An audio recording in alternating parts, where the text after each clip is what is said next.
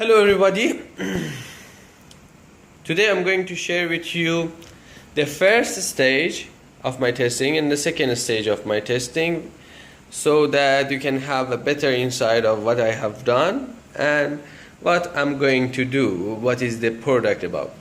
These steps are significantly important for you to understand how the product is working and what do's and don'ts are for those people who want to replicate my product. Of course, my product is going to be open source, but in order to copy it properly, not making people angry, you need to understand in depth why certain things are in certain ways. It has took more than 2 years, yes, more than 2 years of my time in order to develop it.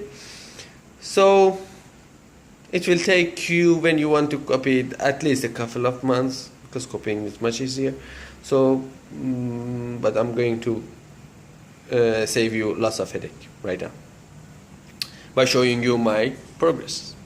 This is the first system that I have designed. In here, at the bottom, the heat would be given to the copper pipe, and the copper pipe, there was a liquid inside it that would boil at 35 degrees Celsius. So this liquid would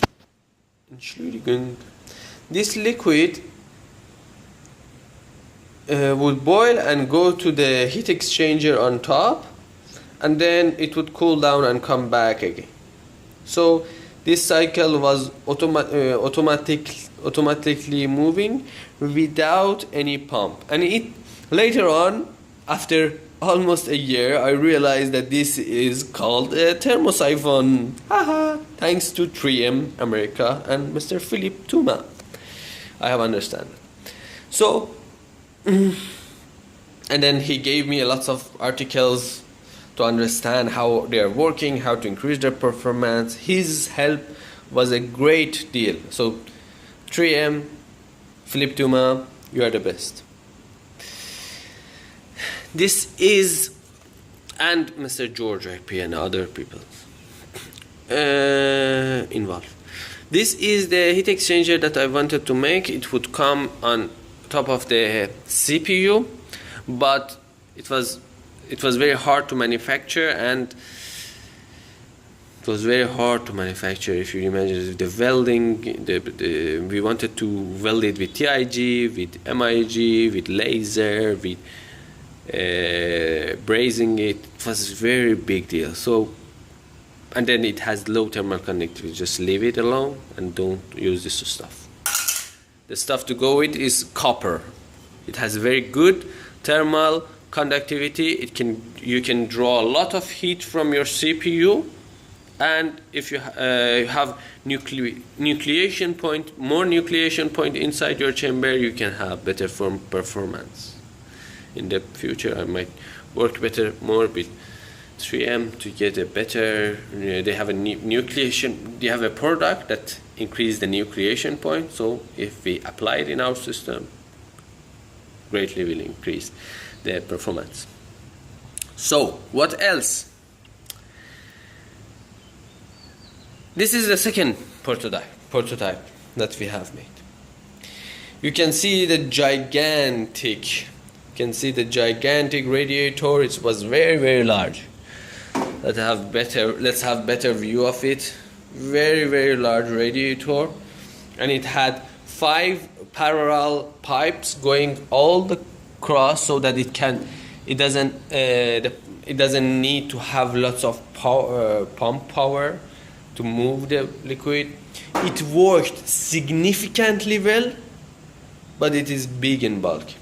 So the other advantage, the good thing that we have understand about it is that the radiator could be actually integrated to the chassis, and it would just look like the chassis itself, but it would have a very low thickness, very high performance, and you can run it without any fan. You can see that there is no fan inside it, and in the tests that we have done, it was okay. It was working properly.